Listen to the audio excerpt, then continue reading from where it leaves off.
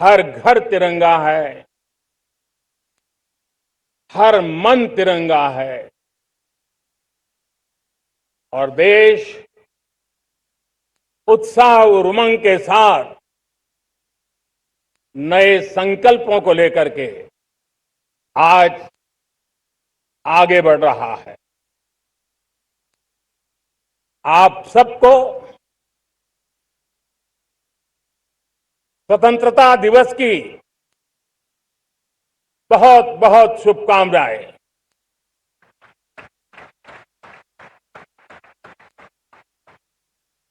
देश आज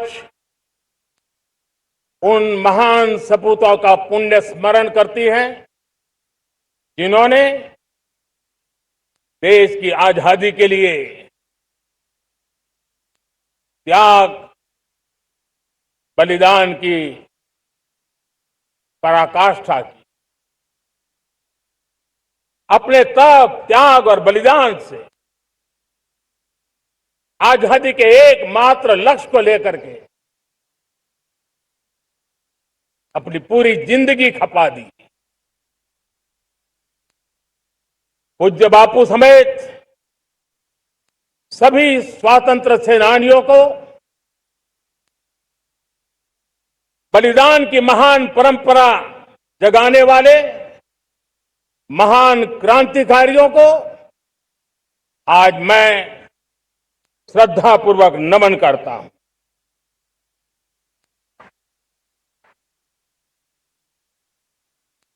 आज जो इस समारोह में उपस्थित है उन सब के लिए आज एक ऐतिहासिक पल भी है।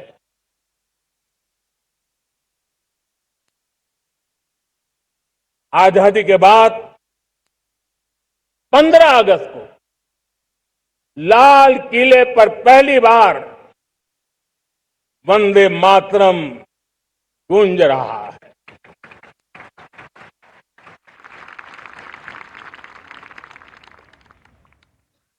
आज जब हम देश के लोग वंदे मातरम के 150 वर्ष मना रहे हैं तो इससे बड़ा उत्तम अवसर क्या हो सकता है। मेरे प्यारे देशवासियों, पिछले दिनों देश के कुछ हिस्सों में बाढ़ का प्रकोप रहा, भूस्खलन का प्रकोप रहा, अनेक परिवार प्रभावित हुए। उनके दुख दर्द को हम भली भांति अनुभव करते हैं। पीड़ित परिवारों को मैं विश्वास दिलाता हूं कि हम और पूरा देश उनके साथ खड़े हैं। मेरे प्यारे देशवासियों, कोई भी राष्ट्र तब महान बनता है, तब अपनी सिद्धियों को प्राप्त करता है जब अपने सपनों, अपने संकल्पों और अपने सामर्थ्य के दम पर आगे बढ़ता है। मेरे देशवासियों, अब छोटे सपनों से चलने वाला नहीं है। हमें बड़े सपने, क्योंकि बड़े सपने हमारी सोच को भी विस्तार देते हैं, हमारी सोच की क्षितिज को विस्तृत करते हैं। हमारे संकल्प दृढ़ होने चाहिए। जब संकल्प दृढ़ होता है तो कठिनाइयों से, आपदाओं के बीच से रास्ते निकालने का सामर्थ्य अपने आप उभर करके आता है। और मेरे प्यारे देशवासियों, हमारे संकल्प भी ऊंचे होने चाहिए, क्योंकि जब सपने ऊंचे होते हैं, संकल्प ऊंचे होते हैं, तो हमारे सामर्थ्य की ऊंचाई भी बढ़ती है, हमारे प्रयासों की ऊंचाई भी बढ़ती है और तब जाकर के हम सपनों को साकार कर सकते हैं। मेरे प्यारे देशवासियों, आज भारत ने भी एक बहुत बड़ा सपना देखा है, दृढ़ संकल्प के साथ देखा है, नई ऊंचाइयों को छूने के लिए देखा है। और वो सपना है, जब आजादी के 100 साल होंगे, 2047 में हम विकसित भारत बना के रहेंगे। 140 करोड़ देशवासियों के पुरुषार्थ से इस लक्ष्य को हमें हासिल करना है। और जब दुनिया की सबसे बड़ी आबादी वाला देश विकसित होने का संकल्प लेता है, तो ये दुनिया की नजरों में भी हमारे साहस का परिचायक बन जाता है। दुनिया हमारी तरफ देखने का नजरिया बदलने के लिए मजबूर हो जाती है। प्यारे देशवासियों, और मैं ऐसे ही नहीं कह रहा हूं, पिछले 12 वर्ष में देश के कोटि कोटि नागरिकों ने, दलित हो, पीड़ित हो, वंचित हो, आदिवासी हो, गांव में रहने वाला हो, शहर में रहने वाला हो, गरीब हो, मध्यम वर्ग का हो, युवा हो, बुजुर्ग हो, नारी हो, पुरुष हो, उत्तर हो, दक्षिण हो, पूर्व हो, पश्चिम हो, हर किसी ने पिछले 12 साल में एक संकल्प के साथ, समर्पण के साथ देश को नई ऊंचाइयों पर ले जाने में हर प्रकार से प्रयास किया है।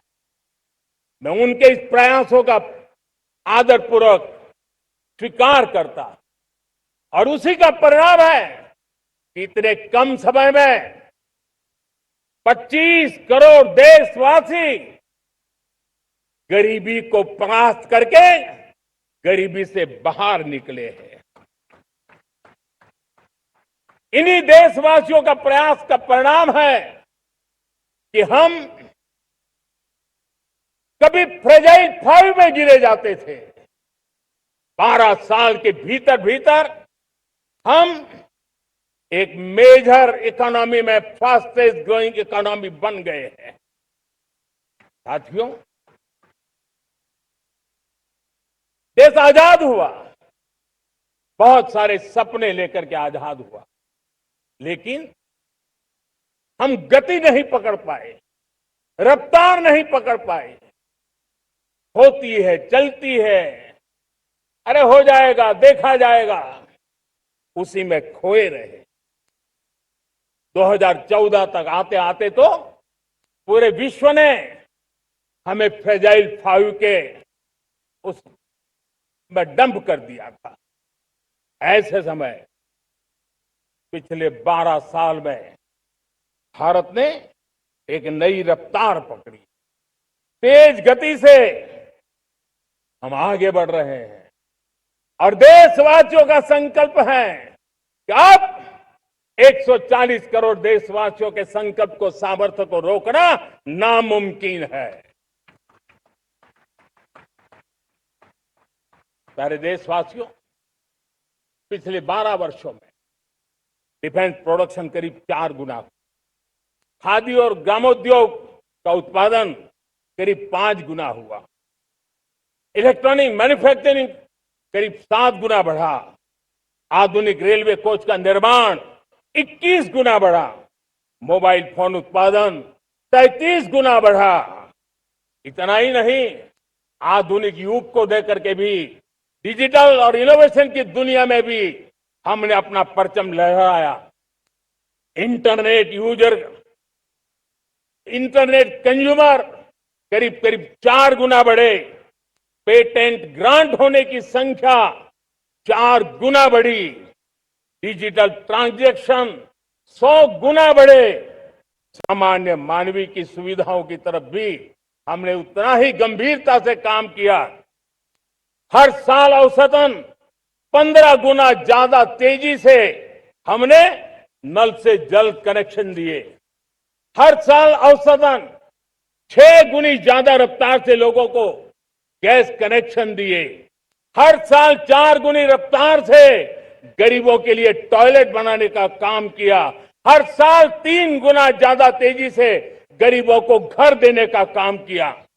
देश ने गवर्नेंस में भी बहुत बदलाव लाया। हजारों की संख्या में कंप्लायंसेस खत्म किए। सैकड़ों की तादाद में पुराने कानून खत्म किए। पिछली शताब्दी के कानूनों से 21वीं शताब्दी की मार्च नहीं हो सकती। हमने आधुनिक इंफ्रास्ट्रक्चर के लिए मेट्रो का विस्तार किया। हमने पब्लिक ट्रांसपोर्ट को ताकत दी। जिस स्पीड से काम, जिस स्केल पर काम किया, ये सब, ये रफ्तार, ये विस्तार, ये अचीवमेंट आजादी के बाद पहली बार पिछले 1 दशक ने देखा है। और जब इतनी सारी सिद्धियां हमारे सामने हो, इतनी तेज गति दिखाई देती हो, देशवासियों का सामर्थ्य पल पल प्रकट होता है, तब तो 2047 में विकसित भारत बनने का संकल्प कभी भी अधूरा नहीं रह सकता है। ये सारे आंकड़े इस बात की गवाही देते हैं कि हम आगे बढ़ने वाले हैं, मेरे प्यारे देशवासियों।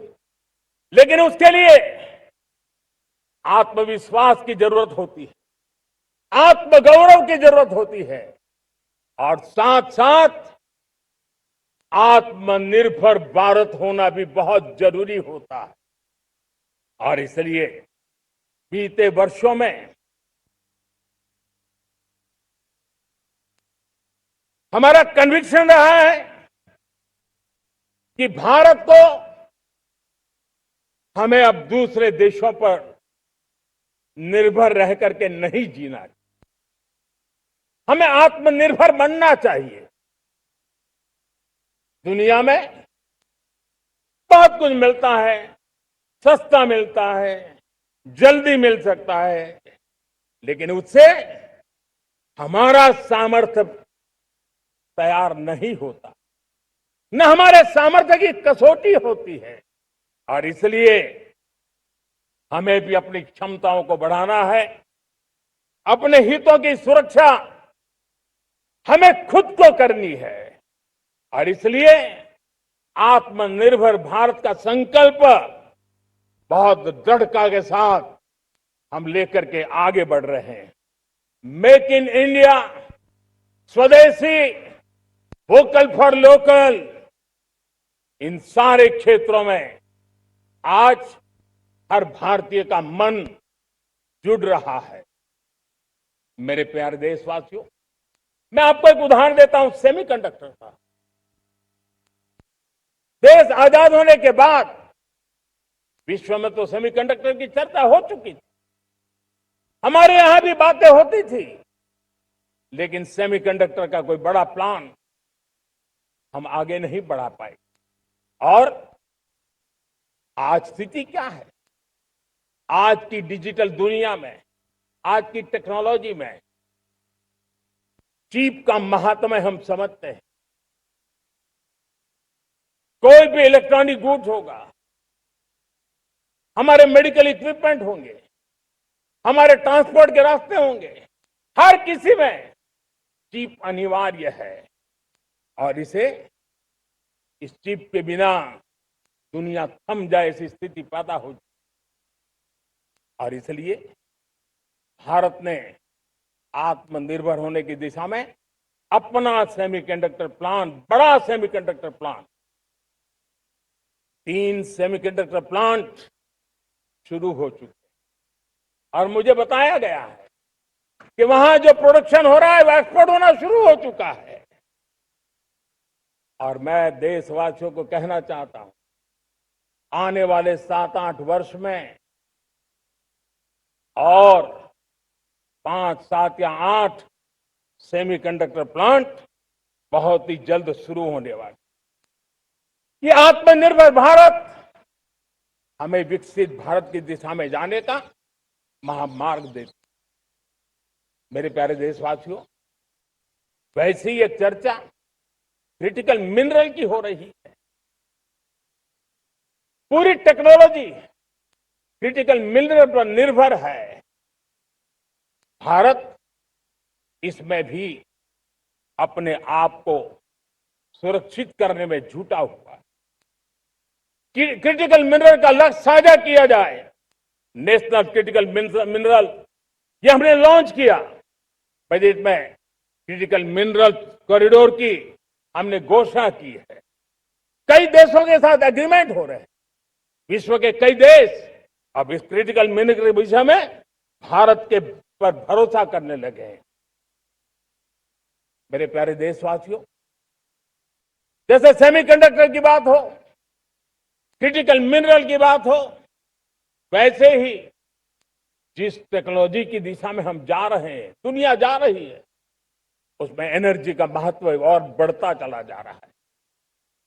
अब एनर्जी के बिना भी नई दुनिया को चलाना मुश्किल है और इसलिए हमें चिप हो, एआई हो, डेटा सेंटर हो, हमें बहुत बड़ी मात्रा में बिजली की जरूरत होगी।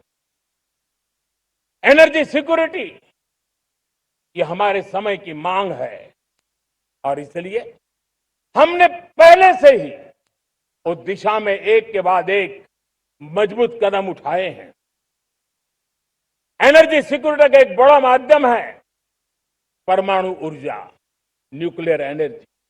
हमने पार्लियामेंट में शांति एक्ट पास कर करके एक नए लक्ष्य तरफ जाने का रास्ता तय कर लिया है। 2047 तक हम 100 गीगावाट न्यूक्लियर पावर का लक्ष्य लेकर के चल रहे हैं।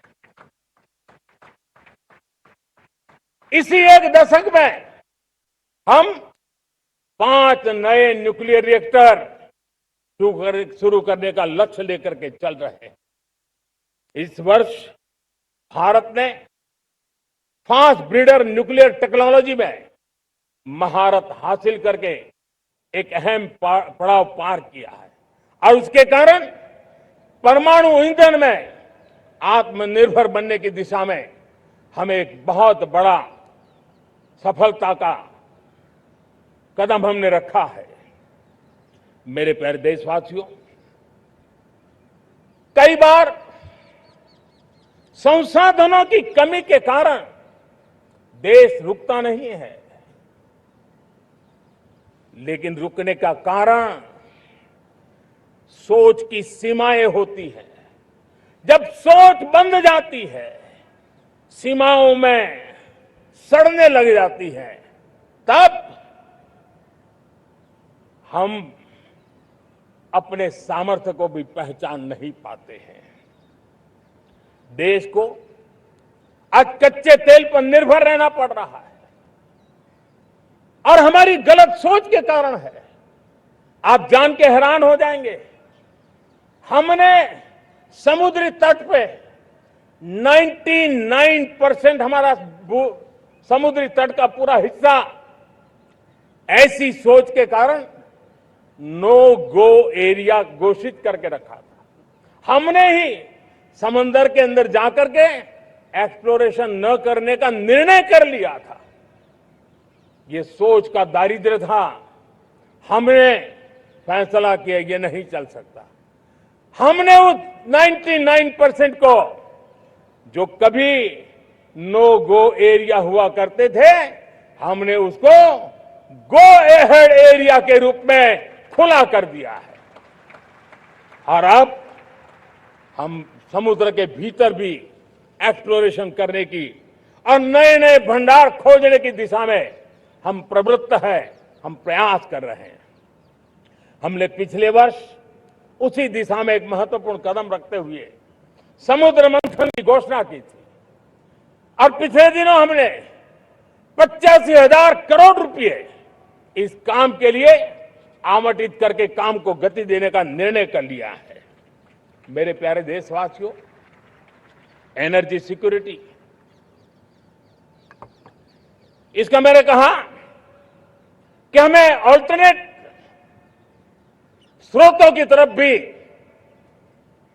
पूरी शक्ति लगाना बहुत जरूरी है और इसलिए ऊर्जा का सही इस्तेमाल बढ़ाते हुए भारत इसी दिशा में आज तेजी से काम कर रहा है। 2014 से पहले, मतलब आज से 12 साल पहले, हमारे देश में सिर्फ 70 शहरों में पाइप से गैस की व्यवस्था थी, पाइप से गैस डिस्ट्रीब्यूशन होता था। 12 साल में इन 70 शहरों को हमने 700 शहरों तक पहुंचा दिया है। ये होती है रफ्तार, ये होता है विस्तार। 2014 के पहले मुश्किल से 20-22 लाख घरों में पाइप से गैस पहुंचता था। आज 2.25 करोड़ घरों में पाइप से गैस पहुंचाने का काम हो रहा है। 12 वर्ष पहले देश में सोलर एनर्जी की कैपेसिटी सिर्फ 2 गीगावाट थी। 2 गीगावाट, आज 160 गीगावाट हमने प्राप्त किया है लक्ष्य। मेरे प्यारे देशवासियों, मैं एक और जानकारी देता हूं। हमने इसका लाभ देश के मध्यम वर्ग को, सामान्य परिवार को मिले, इस तरफ भी उतना ही ध्यान केंद्रित किया। हमने पीएम सूर्यघर मुफ्त बिजली योजना चालू की और आज मुझे संतोष है कि इतने कम समय में 50 लाख घरों का सोलर एनर्जी का काम हम आंकड़ा पार कर चुके हैं। तेजी से चल रहा है और इसके कारण हजारों घरों का बिजली बिल 0 हो गया है। हजारों घर अपनी बिजली का उपयोग करने से अतिरिक्त बिजली आज बेच करके कमाई कर रहे हैं। हर परिवार को हम इस काम के लिए 80,000 रुपया सरकार की तरफ से एक एक परिवार को मदद दी जा रही है। तब जाकर के हम इस काम को पूरा कर रहे हैं। मेरे प्यारे देशवासियों, आपको जानकर के हैरानी होगी, ये जो हमारी रेलवे है उसका इलेक्ट्रिफिकेशन का काम हमारे देश में 1925 में शुरू हुआ था। 1925 में इलेक्ट्रिफिकेशन का काम शुरू हुआ, लेकिन 90 साल में 1925 से लेकर के 90 साल में सिर्फ 30% रेल का इलेक्ट्रिफिकेशन हुआ था। यानी 90 साल में 30%। हमारी रफ्तार देखिए, लक्ष्य को पाने के लिए हमारी दौड़ देख लीजिए।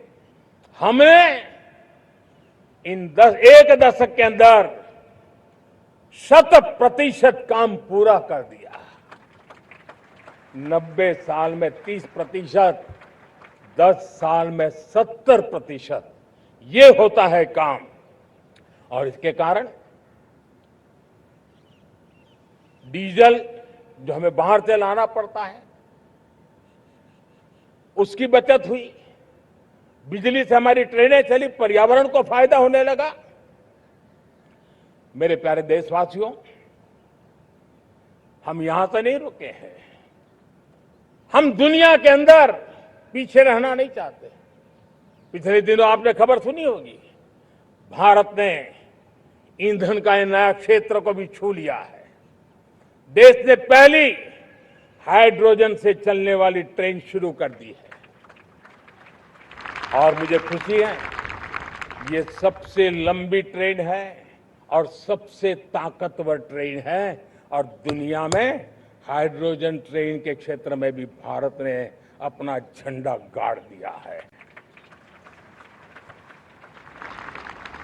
प्यारे देशवासियों, पिछले 10-12 साल हम लगातार 2047 के लक्ष्य को पाने के लिए दौड़ रहे हैं, एक के बाद एक सोपान सिद्ध कर रहे हैं। हमने सोचा भी नहीं था कि हमें इसमें भी कुछ मुसीबतों का झेलना पड़ेगा। 12 वर्ष में कितने संकटों का सामना करना पड़ा। कोरोना जैसी वैश्विक महामारी ने पूरी दुनिया को चिंता में डाल दिया था। सारी व्यवस्थाएं चरमरा गई थी। कोरोना से बाहर निकले, युद्ध की विभीषा की खबरें आने लगी। कहीं यूक्रेन तो कहीं पश्चिम एशिया, हर जगह पे तनाव का माहौल। और पता नहीं भविष्यवेत्ताओं ने तो न जाने क्या क्या घोषणाएं कर दी थी। देश को डराना, देश को भयभीत रखना, देश को चिंतित रखना, इसी में कुछ लोगों को आनंद आता है। वैक्सीन नहीं मिलेगी, कोविड में लोग बचेंगे नहीं, कुछ भी नहीं होने वाला। वेस्ट एशिया का क्राइसिस आया, पेट्रोल पंप पे पेट्रोल नहीं मिलेगा, गैस नहीं मिलेगा, डीजल नहीं मिलेगा, फर्टिलाइजर नहीं मिलेगा। सारी दुनिया भर की अफवाहें फैला करके भारत के लोगों को भयभीत करने का, डराने का, चिंता के अंदर डुबो देने का कुछ लोगों को आनंद आ रहा था। लेकिन देश ने देख लिया कि पिछले 10-12 साल की सुविचारित योजनाएं रंग ला रही है और हम इतने बड़े संकट के बावजूद भी नागरिक देवो भव के मंत्र को लेकर के जीते हुए भारत ने जो तैयारियां की थी, एक के बाद एक कदम उठाया था। सोचा नहीं था कि संकट आएगा, लेकिन उस संकट के समय में ये सारी चीजें काम आ गई और आज देश में गैस भी है, पेट्रोल भी है, यूरिया भी है। हम अपनी ताकत के ऊपर खड़े हो रहे, चल रहे। मेरे प्यारे देशवासियों, दुनिया के इन संकटों का प्रभाव हर किसी पर हुआ, हम भी अछूते नहीं। यूरिया के दाम दुनिया में 3,000 रुपया पहुंच गए एक बोरी का। आज भी हम मेरे देश के किसानों को वो बोझ सहने के लिए मजबूर नहीं कर रहे हैं। सरकार अपने कंधों पर वो बोझ उठा रहा है और दुनिया से जो 3,000 रुपया में यूरिया का बोरा हमें मिलता है, वो हमारे किसानों को हम सिर्फ 300 रुपये में दे पाते हैं। इतना ही नहीं, डीएपी आज दुनिया में बाजार 5,000 पहुंच चुका है। लेकिन मेरे देश के किसानों को दिक्कत ना हो, इसलिए 1,350 रुपये में आज भी डीएपी देने का काम हम कर रहे हैं। मेरे प्यारे देशवासियों, एक समय था जब मैं आत्मनिर्भरता की बात कर रहा था तो कुछ लोग, एयर कंडीशन चैम्बर में बैठ करके सोचने वाले लोग हमें बता रहे थे ग्लोबलाइजेशन का क्या होगा। लेकिन दुनिया देख रही है कि पिछले एक दशक में ऐसा लग रहा है कि दुनिया ने ग्लोबलाइजेशन बोलना ही बंद कर दिया है। जहां से ग्लोबलाइजेशन की आवाज आती थी वो बंद सुनाई नहीं देती है। दुनिया का हर देश अपनी अपनी संभालों के मिजाज की तरफ गया है। लेकिन दुर्भाग्य से इस संकट के कालखंड में कुछ लोगों ने अपना रुतबा दिखाने के लिए संसाधनों को वेपनाइज करने का खेल खेला है। दुनिया अपने पास जो कुछ भी है उसको वेपनाइज करने में लगी है। संसाधनों का वेपनाइज, रिसोर्स का वेपनाइज, पेट्रोल, डीजल, फर्टिलाइजर, दवाइयां, टेक्नोलॉजी की चिप्स। इतना ही नहीं, भूभाग को भी वेपनाइज किया जा रहा है। और ऐसे समय अगर हम आत्मनिर्भरता मंत्र को लेकर 10 साल सही दिशा में न चले होते तो हम कल्पना कर सकते हैं कि ऐसी चुनौतियों का मजबूती से मुकाबला कैसे करते हैं। और हमारी तैयारियां निरंतर बढ़ती जा रही है। मेरे प्यारे देशवासियों, दूसरी तरफ आज भारत का प्रोफाइल पूरी तरफ बढ़ रहा है। आज भारत दुनिया के लिए एक स्वीकृत और सम्मानीय देश के रूप में बन रहा है। भारत के पास स्थिर पॉलिटिकल मैंडेट है, स्थिर सरकार है, भारत का वाइब्रेंट लोकतंत्र है, भारत का मजबूत न्याय तंत्र है और हम सबको दिशा देने वाला भारत का संविधान है। और अब दुनिया हमारे इन सामर्थ्य को पहचानने लगी है और इसलिए 2014 के बाद दुनिया करीब करीब 40 देशों के साथ हमारा एफटीए एग्रीमेंट हो रहा है। अब देखिए कितना बड़ा अवसर आया है। लेकिन ये जो ट्रेड एग्रीमेंट्स हुए हैं ये एक बहुत बड़ा अवसर है और इसलिए खास करके मैं मेरे एमएसएमईज को कहना चाहूंगा कि हमें इस मौके को छोड़ना नहीं है। दुनिया में हमें पहुंचना है। भारत के उत्पाद की हर चीज विश्व के बाजार में पहुंचे और चाहे हमारा टेक्सटाइल हो, हमारी मशीनरी हो, हमने दवाइयां हो, हमने मौका छोड़ना नहीं है। लेकिन वैश्विक जो पैरामीटर्स हैं उस पैरामीटर को हमें पार करना होगा। हमें दुनिया से जो मिलता है उसे अच्छा देना पड़ेगा, दुनिया में जो मिलता है उसे सस्ता देना पड़ेगा। और पंजाब के लुधियाना से लेकर के तमिलनाडु के तिरुपुर तक हमारा टेक्सटाइल सेक्टर दुनिया में पहुंच सकता है। इतना ही नहीं, केरलम से लेकर के गुजरात और तमिलनाडु से लेकर के बंगाल, ये हमारा समुद्री तट, हमारे मछुआरे भाई बहन आज इस एफटीए के कारण हमारे श्रिम्प यानी झींगा उसके एक्सपोर्ट की बहुत संभावना बनी है। हमारे सी फूड की दुनिया में पहुंच बनने की संभावना पड़ी हुई है। और इसलिए मैं चाहूंगा कि हम इस परिस्थिति का फायदा उठाते हुए, हम आगे चलते हुए हम इन कामों को पार करने के लिए प्रयास करें। मेरे प्यारे देशवासियों, मैंने जो भूमिका आपके सामने रखी है उसके पीछे 2047 का लक्ष्य इन मजबूत नींव पर खड़ा है। 2047 विकसित भारत का लक्ष्य हमने पिछले 10-12 साल में देशवासियों ने जो सामर्थ्य दिखाया है उस सामर्थ्य का हिस्सा है।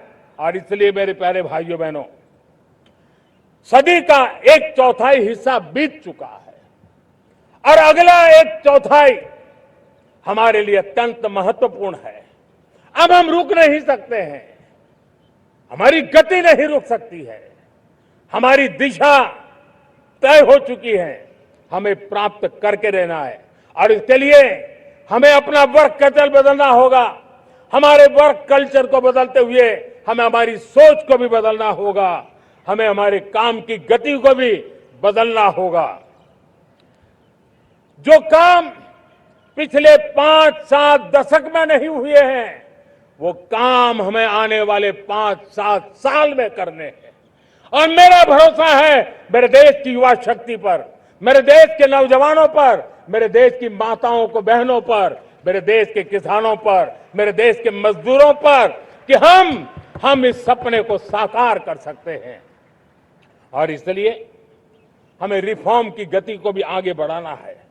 और जब मैं रिफॉर्म की बात कर रहा हूं, रिफॉर्म नहीं हमारे लिए कोई कंपल्सन है, नहीं रिफॉर्म ये हमारे के लिए कोई बजबड़ है, हमारे लिए रिफॉर्म ये कन्विक्शन है। आउट ऑफ कन्विक्शन हम रिफॉर्म एक्सप्रेस पर चल पड़े हैं और हम आने वाले दिनों में भी नेक्स्ट लेवल रिफॉर्म की ओर बढ़ने वाले हैं। और इसलिए सरकार, समाज, उद्योग, उत्पादक, किसान, हर किसी ने अपनी ट्रेडिशनल व्यवस्थाओं में रिफॉर्म करना पड़ेगा, सोच में रिफॉर्म करना होगा, अपने लक्ष्यों को रिफॉर्म करना होगा। और इसलिए मेरे प्यारे देशवासियों, हमें एक निश्चित दिशा में को लेकर के चलना होगा। मैं आज उस युग को भी याद करना चाहूंगा जब देश, भारत का सामर्थ्य सप्त सिंधु के रूप में हम जानते थे, हम समझते थे, हम सुनते थे। अब विकसित भारत बनाने के लिए हमें नई धारा चाहिए। आज लाल किले की प्राचीर से मैं देश के सामने शक्ति की सप्त धारा का आह्वान करता हूं। आने वाले 5-7 साल में जो पिछले 5-7 दशक में नहीं हुआ, वो सप्त धारा के सामर्थ्य से, शक्ति से हम देश को नई ऊंचाई, नई गति देंगे और नए लक्ष्यों को पार करने वाला सामर्थ्य देंगे। और इसके साथ साथ देश की युवा शक्ति का सामर्थ्य का भरपूर राष्ट्र निर्माण में उपयोग होगा। उनकी शक्ति जोड़ी जाएगी।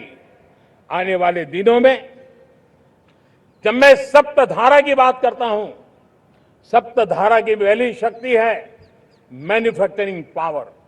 मेरे प्यारे देशवासियों, हमें मैन्युफैक्चरिंग सेक्टर को बहुत आगे बढ़ाना होगा और प्रोडक्शन बढ़ाने के साथ साथ हमें छोटे छोटे पुर्जे भी बनाने हैं और बड़े बड़े प्रोडक्ट भी बनाने हैं।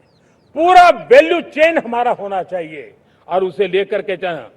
हमें कंपोनेंट भी चाहिए और हमें कंप्लीट मैन्युफैक्चरिंग भी चाहिए, कंप्लीट प्रोडक्ट भी चाहिए। डिजाइन से लेकर मैन्युफैक्चरिंग तक भारत को ग्लोबल सप्लाई चेन का भरोसामंद केंद्र बनना होगा। इसके लिए मैं 3 चीजों पर विशेष जोर देना चाहता हूं।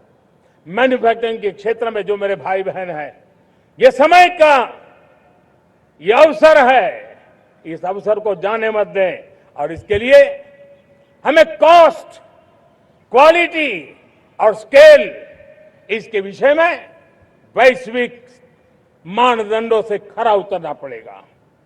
हमारी फैक्ट्रीज कॉम्पिटिटिव हो, हमारे प्रोडक्ट्स यूजर फ्रेंडली हो, हमारा पैकेजिंग दुनिया के लोगों को लुभावने वाला हो, आकर्षित करने वाला हो, हमारा जीरो डिफेक्ट प्रिसीजन मैन्युफैक्चरिंग, ये हमारी पहचान बनना चाहिए।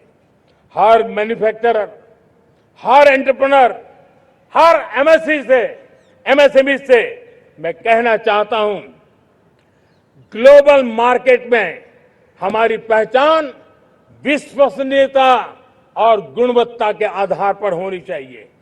क्वालिटी के संबंध में नो कॉम्प्रोमाइज, और इसलिए हमारा मंत्र क्वालिटी, क्वालिटी, क्वालिटी होना चाहिए। यही हमारा ग्लोबल ब्रांड वैल्यू बनेगा। मेरे प्यारे देशवासियों, इस सप्तधारा की दूसरी शक्ति है कृषि और फूड प्रोडक्शन, फूड प्रोसेसिंग। हमें इस दिशा में आगे बढ़ना होगा। हमारे किसानों ने, अब दुनिया के बाजार खुल चुके हैं, एफपीए के कारण हमें एक बहुत बड़ा मार्केट मिल रहा है। हमें वहां पहुंचना है, हमें उस जगह को हाथ लगाना है। हमें खेत से लेकर एक्सपोर्ट मार्केट की ओर जाना होगा। हमारे पारंपरिक खान पान हो, हमारे मिलेट्स हो, हमारे मसाला हो, हमारे फल हो, फूल हो, क्या कुछ नहीं है हमारे पास, वो ग्लोबल ब्रांड्स बनने चाहिए। हमारे किसान केमिकल फ्री खेती को बल देंगे, दुनिया में इनकी मांग और बढ़ने वाली है। और जो ग्लोबल पैरामीटर्स के अंदर हर प्रकार से सिद्ध होने वाले हमारे एग्रो प्रोडक्ट होंगे, तो दुनिया में हम आसानी से पहुंच पाएंगे। मेरी सप्तधारा की तीसरी शक्ति है टेक्नोलॉजी और इनोवेशन। मेरे प्यारे देशवासियों, आज जमाना एआई का है, क्वांटम का है, स्पेस का है, रोबोटिक्स का है, डेटा सेंटर्स का है।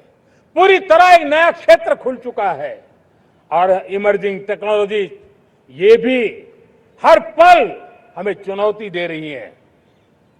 और इसलिए देश को दुनिया के लिए मार्केट नहीं बना देना, हमें इनोवेशन का हब बनना है। हमने यूपीआई और डिजिटल पब्लिक इंफ्रास्ट्रक्चर में लोहा मनवा लिया है, हमारी ताकत का परिचय करवा दिया है। अब भारत को डिजिटल पब्लिक टेक्नोलॉजी, उसको भी दुनिया के कोने कोने तक पहुंचाना है। भारत को नेक्स्ट जनरेशन कम्युनिकेशन टेक्नोलॉजी में लीड करना है। मेड इन इंडिया 6G हर कोने में पहुंचे, ये हमारा लक्ष्य होना चाहिए और हमें उसमें तेजी करनी चाहिए। और इसके लिए हमारा प्रयास कम नहीं होना चाहिए। सप्तधारा की चौथी शक्ति है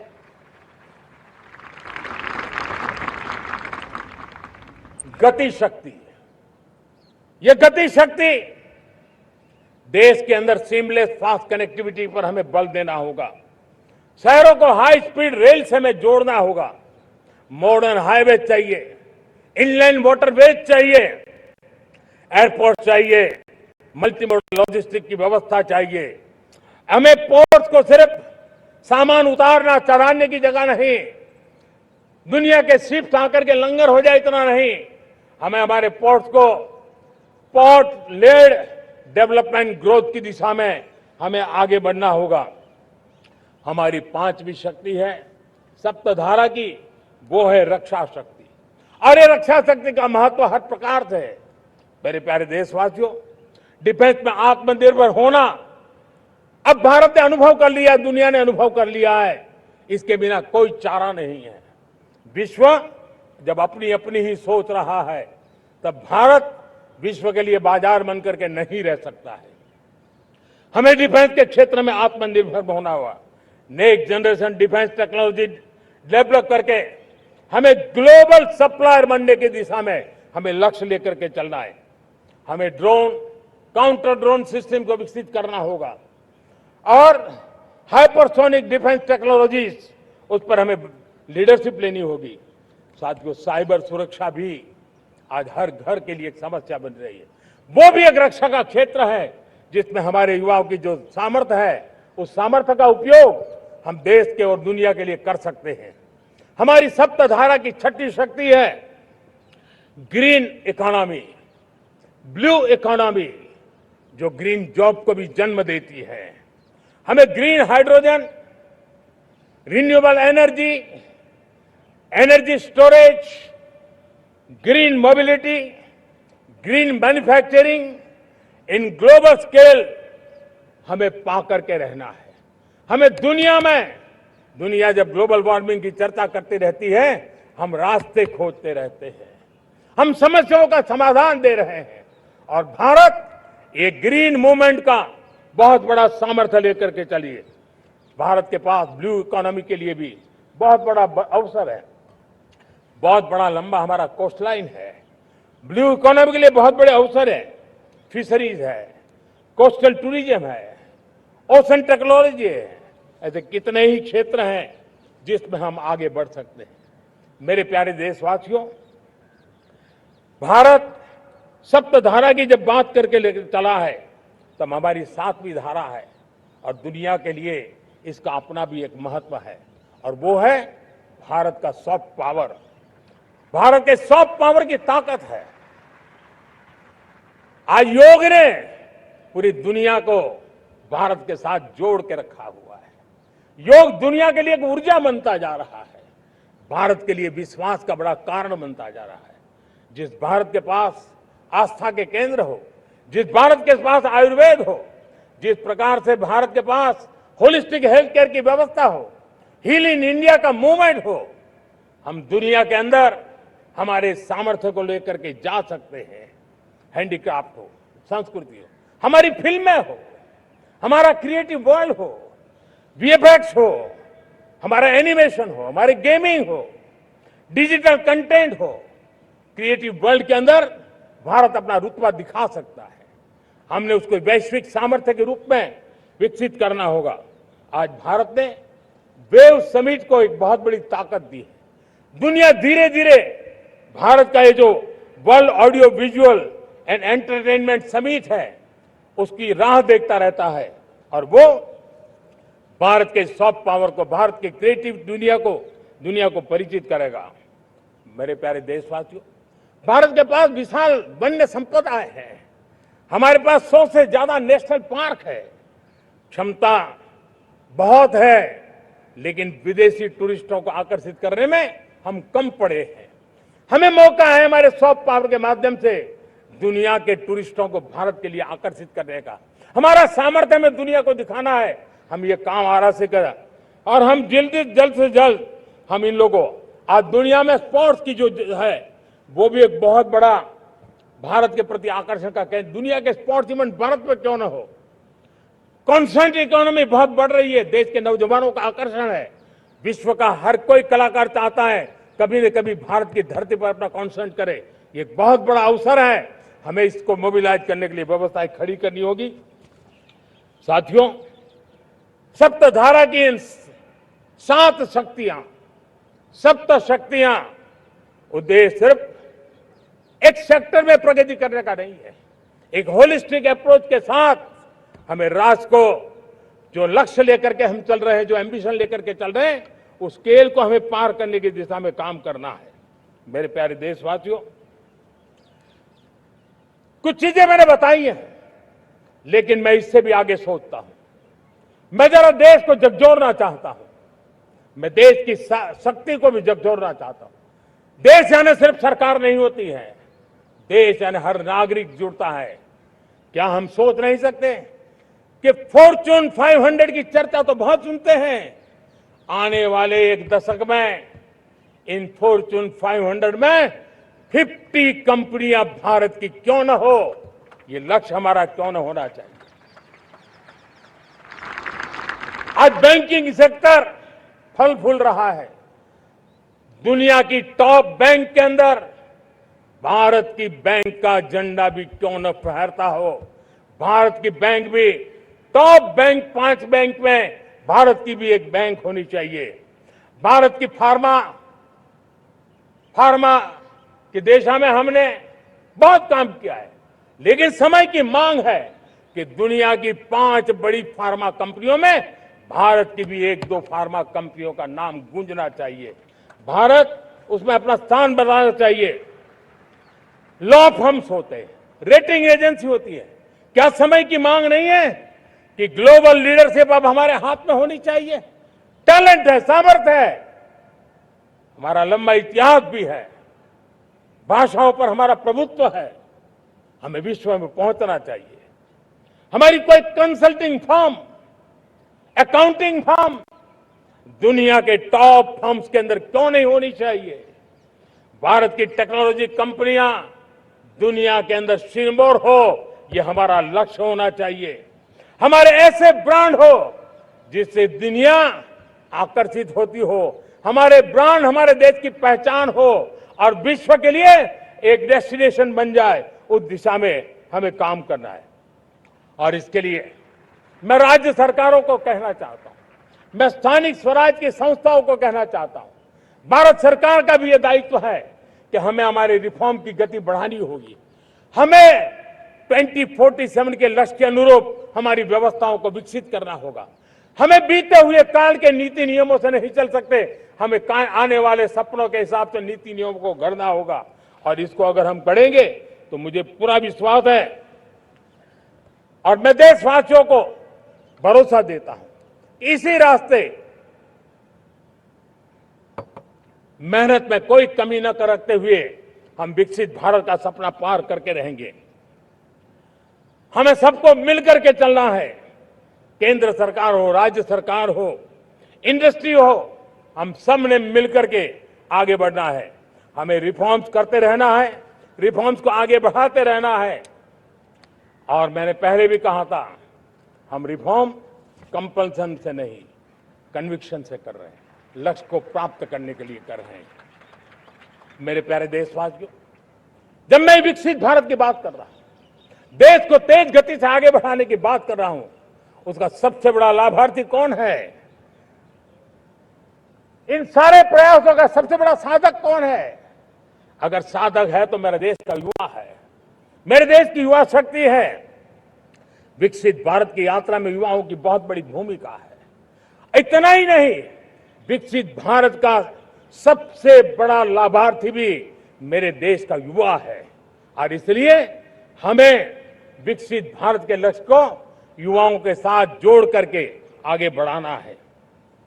युवाओं हमारी सर्वोच्च प्राथमिकता के साथ हमें आगे बढ़ना है। साथियों, पिछले 10-12 साल में उस दिशा में बहुत कुछ हुआ है। स्टार्टअप इंडिया अभियान, आज पूरे देश में 2.5 लाख से ज्यादा रजिस्टर्ड स्टार्टअप बन गए। देश के नौजवान खुद तो काम कर रहे हैं, अनेकों को रोजगार दे रहे हैं।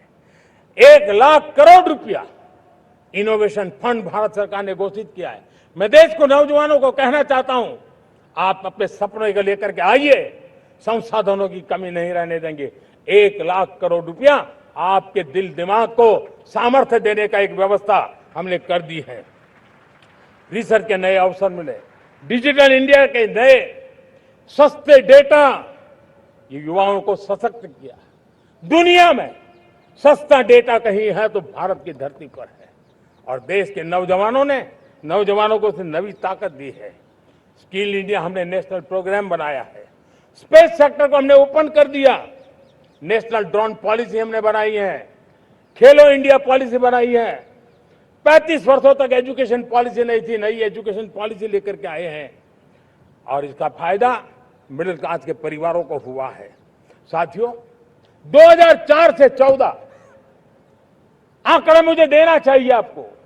2004 से 14 हमारे देश में 350 से भी कम यूनिवर्सिटी थी, और आज 10-12 साल के भीतर भीतर करीब 650 नई यूनिवर्सिटी जुड़ चुकी है। करीब 1000 का आंकड़ा हम पहुंच रहे हैं। 2014 के पहले मेडिकल की सिर्फ 400 सीटें हुआ करती थी, आज करीब 850 सीटें मेडिकल की हो रही है। इतना ही नहीं, अब विदेशी यूनिवर्सिटी भी भारत की धरती पर आ रही है। भारत के अंदर विदेशी यूनिवर्सिटी की डिग्री मेरे नौजवान को मिले, इसका प्रबंध भी हो चुका है। हमारे देश के युवा मन बचपन से ही टेक्नोलॉजी की तरफ आकर्षित हो, उस दिशा में हम काम कर रहे हैं, और इसलिए हमने करीब 10,000 से अधिक अटल टिंकरिंग लैब छोटे छोटे बच्चों के हवाले कर दी है, ताकि उनका इनोवेशन और टेक्नोलॉजी के अंदर उनका मन बने। 12 वर्ष युवा, हमने अनेक रास्ते खोले।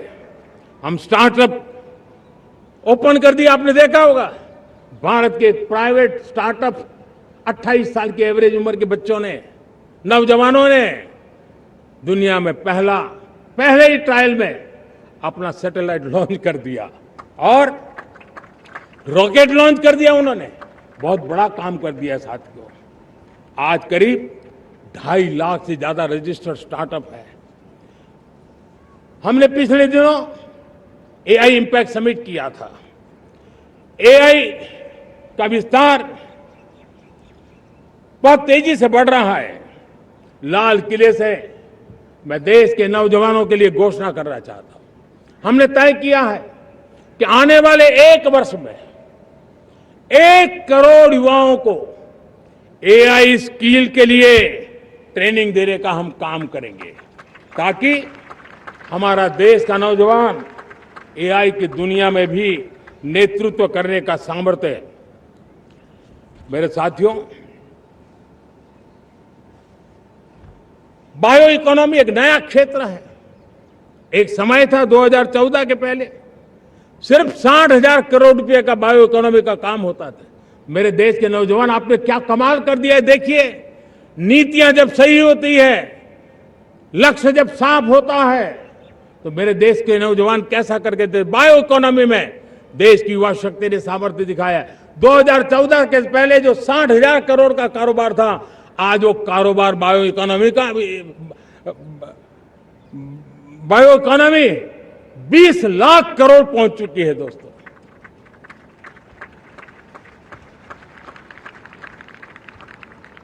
दो 2009-10 का कालखंड था, सिर्फ 25 लाख इलेक्ट्रिक व्हीकल हमारे देश में बिके थे। 1.5 लाख इलेक्ट्रिक व्हीकल बिके थे 2009-10 में। 1.5 लाख इलेक्ट्रिक व्हीकल। इस 25-26 में 25 लाख इलेक्ट्रिक व्हीकल बिके हैं। मेरे प्यारे देशवासियों, एविएशन सेक्टर भी मेरे नौजवानों के लिए बहुत तेजी से आगे बढ़ रहा है। नए एयरपोर्ट, नए रूट, नए रोजगार के अवसर बना रहे हैं।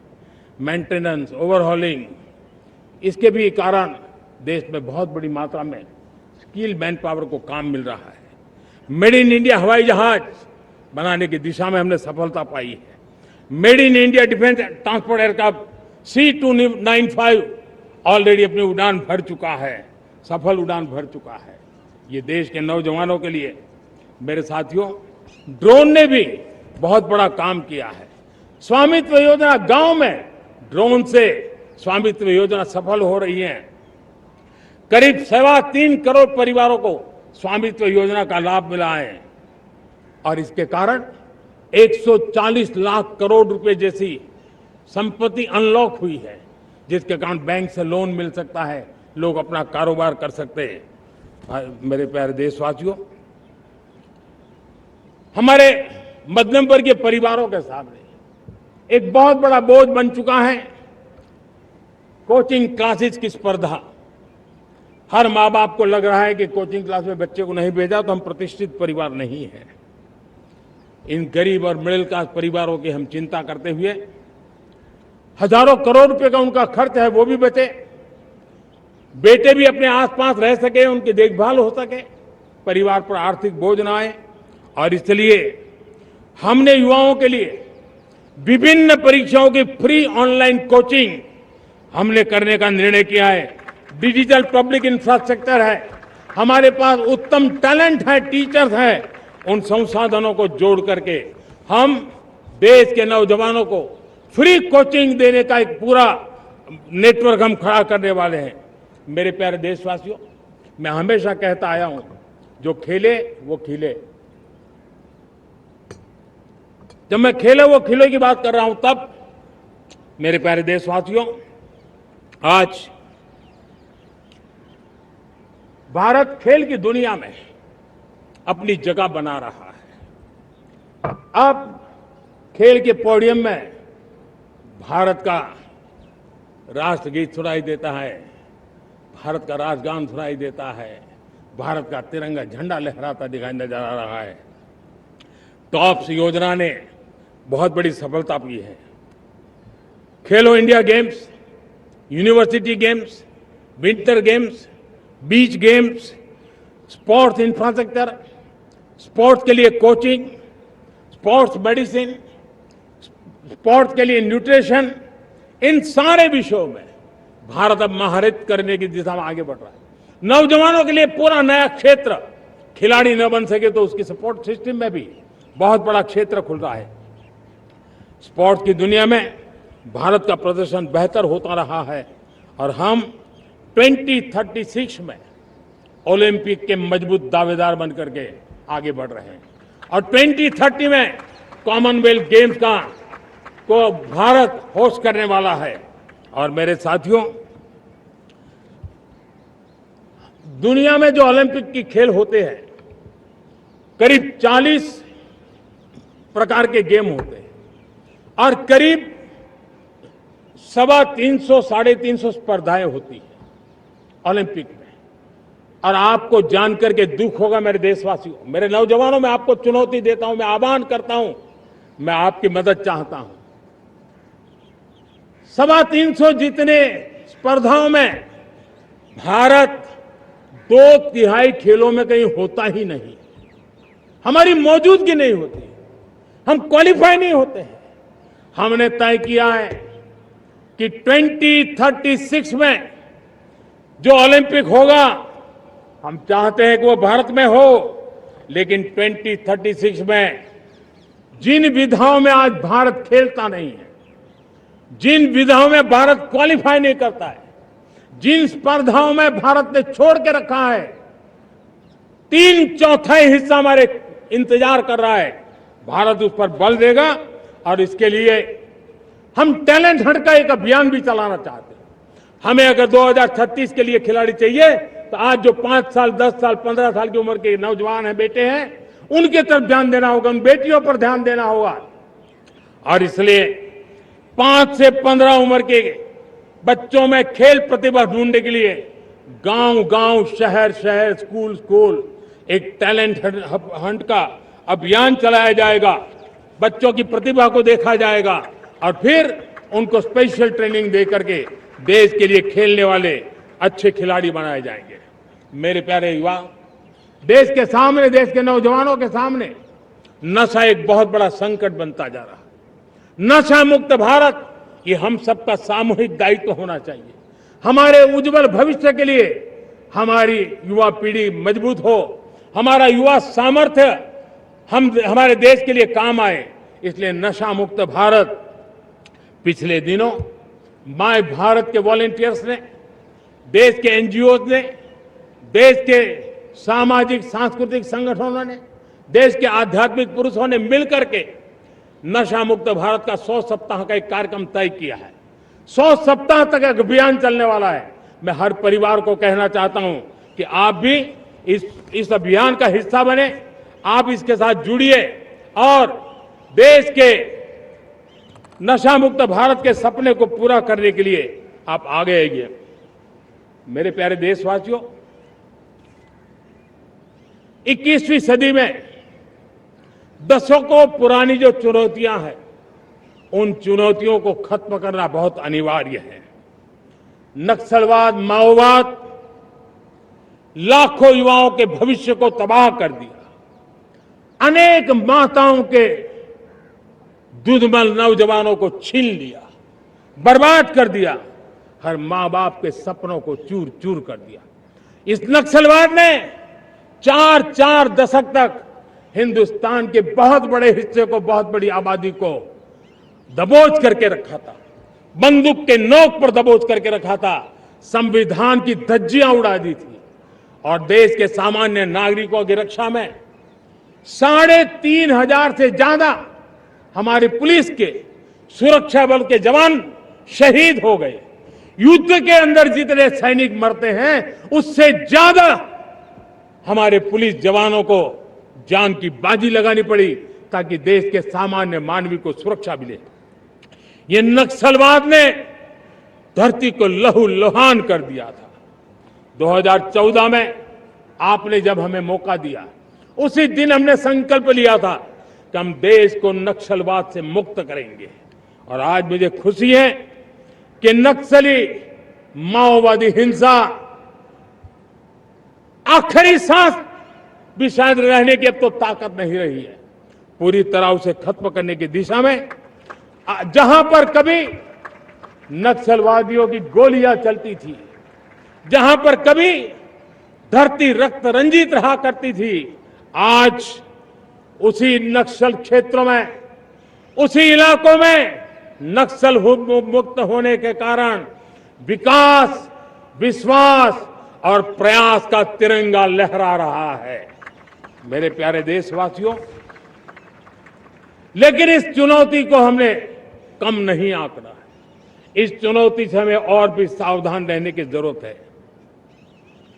वर्षों तक देश की सत्ता में माओवादी सोच के लोग गलियारों में अपनी जगह बना करके बैठे थे।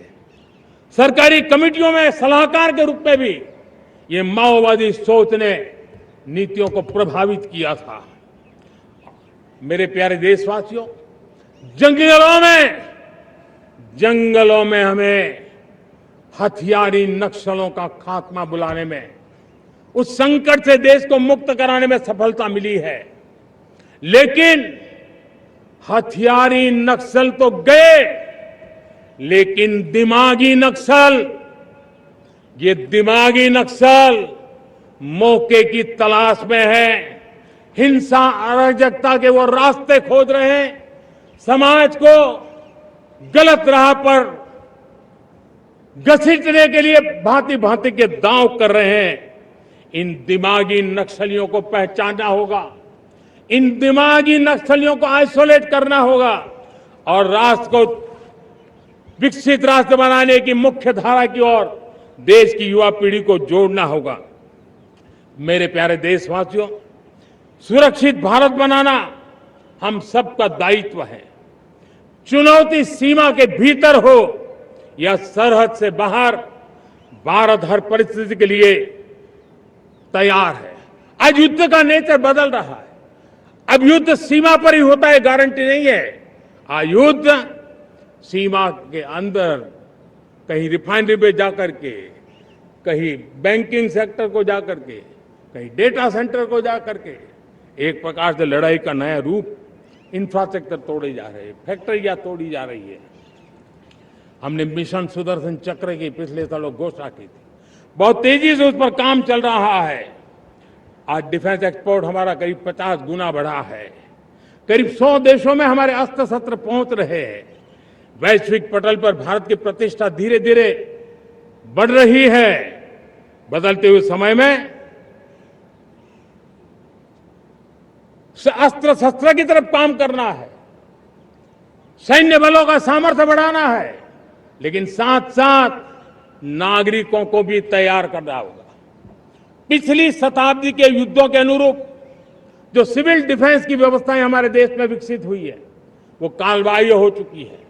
और इसलिए मैं आज लाल किले से घोषणा कर रहा हूं कि हम आने वाले दिनों में सिविल डिफेंस का एक वाइब्रेंट नेटवर्क खड़ा करेंगे, आधुनिक व्यवस्थाओं से उनको परिचित कराएंगे, आधुनिक संकटों से नागरिकों को रक्षा करने की क्या व्यवस्था हो सकती है। एक बहुत बड़ा वॉलेंटरी फोर्स सिविल डिफेंस का आधुनिक चुनौतियों को पार करने वाला हम बनाने वाले हैं।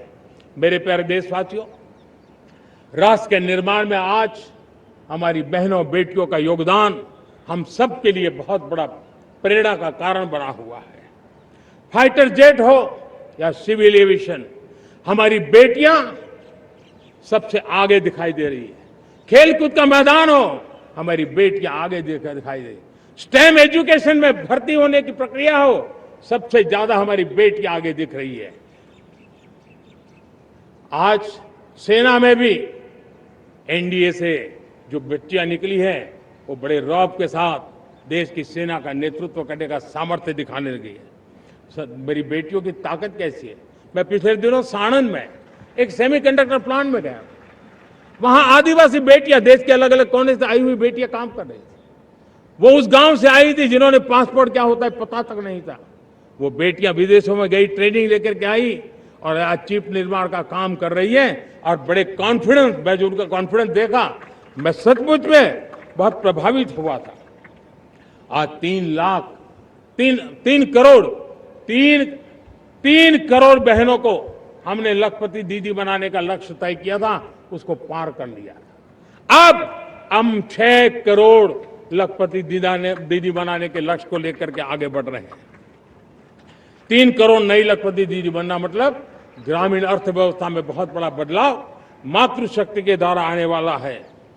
मेरे प्यारे देशवासियों, आज पंचायतों में, नगर पालिका में, महानगर पालिका में बहुत बड़ी मात्रा में हमारी महिलाएं जनप्रतिनिधि बनकर के देश का मार्गदर्शन कर रही है, समस्याओं का समाधान कर रही है, बहुत ही सक्षम नेतृत्व दे रही है। और इसी को ध्यान में रखते हुए हमने पार्लियामेंट में नारी शक्ति वंदन अधिनियम पारित किया था, लेकिन किसी न किसी कारण से राजनीति के अखाड़े में पिछले 40 साल से ये सपना हमेशा राजनीतिक अखाड़े का शिकार हो गया है। मैं देश के सभी राजनीतिक दलों से आज लाल किले की प्राचीर से तिरंगे झंडे की छाया में खड़े होकर के प्रार्थना करता हूं, आग्रह करता हूं, आइए उन महिलाओं के सामर्थ्य के पुजारी बनिए, उन महिलाओं के सम्मान में आगे आइए और जल्द से जल्द हमारी माताओं बहनों को 33% विधानसभा और लोकसभा में उनको प्रतिनिधित्व मिले। वे भारत की नीति घड़तर के अंदर अपना योगदान दे, समय की मांग है।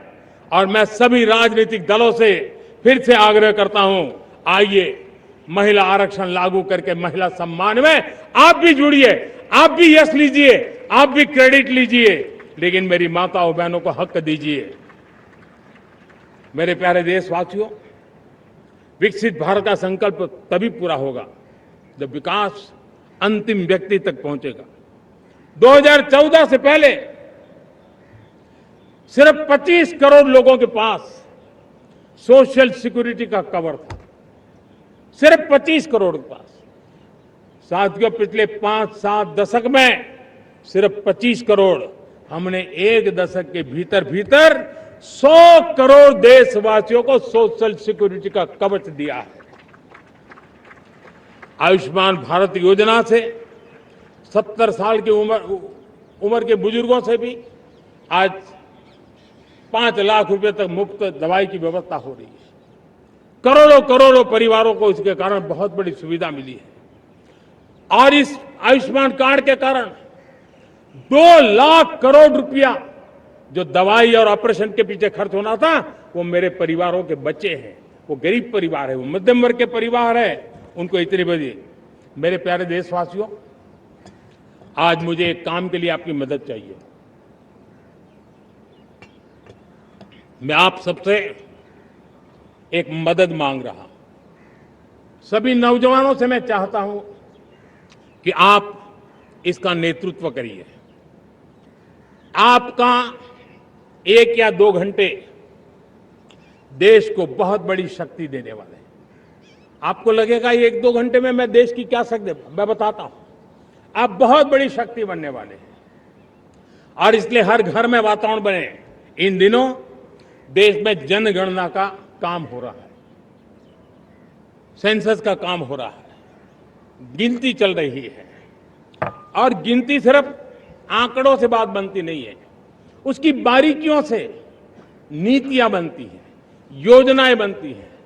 देश आगे बढ़ने की अपनी रूपरेखा तैयार करता है और इसलिए सटीक जानकारियां होना बहुत जरूरी है।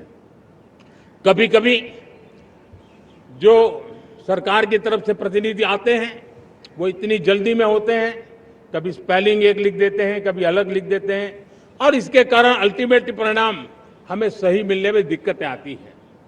अब जब टेक्नोलॉजी अवेलेबल है और इस बार निर्णय किया है, आप स्वयं भी जनगणना में अपनी जानकारियां अपने मोबाइल फोन से भर करके दे सकते हैं।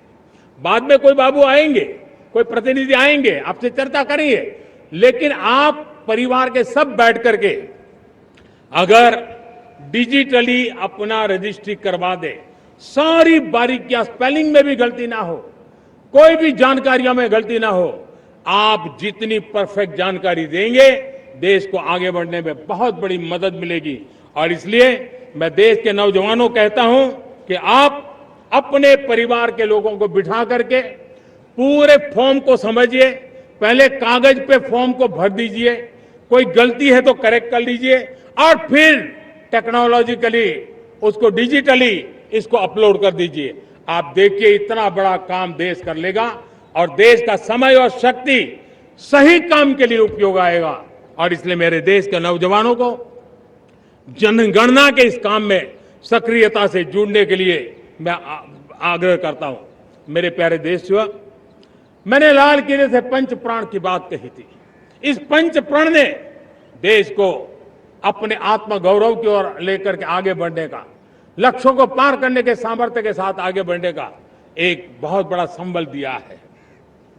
हमें गुलामी की मानसिकता हर पल मिटाते ही रहना है। जिस भारत का सपना नेताजी सुभाष चंद्र बोस ने देखा था, बाबा साहब आंबेडकर ने देखा था, पंडित नेहरू ने देखा था, सरदार पटेल, भगत सिंह, सुखदेव राजगुरु ने देखा था, डॉक्टर श्यामा प्रसाद मुखर्जी ने देखा था, भगवान बिरसा मुंडा ने देखा था, ज्योतिबा फुले ने देखा था, उन सब से प्रेरणा लेकर के हम आगे बढ़े। आइए इस संकल्प को हम दोहराए, स्वयं से ऊपर राष्ट्र का हित हो, स्वयं से ऊपर राष्ट्र का हित हो और कर्तव्य ही हमारी पहचान हो। मैं सभी देशवासियों से कहूंगा, समय हमारा है। मैं सभी देशवासियों को कहूंगा, समय हमारा है, अवसर हमारा है, संकल्प हमारा है। आइए सपनों को संकल्प बनाए, संकल्प को सामर्थ्य बनाए और सामर्थ्य को सफलता में बदल के रहे। आइए हर कदम को विकास का कदम बनाए, कदम से कदम मिलाए, मन से मन मिलाए, लक्ष्य से जुड़े रहे। एक दीप से जले दीप हजारों, आओ मिलकर विकसित भारत बनाए। इसी एक भावना के साथ इस मंगल पर्व पर आप सबको अनेक अनेक शुभकामनाएं। मेरे साथ बोलिए, भारत माता की, भारत माता की, भारत माता की, वंदे वंदे वंदे। बहुत बहुत धन्यवाद।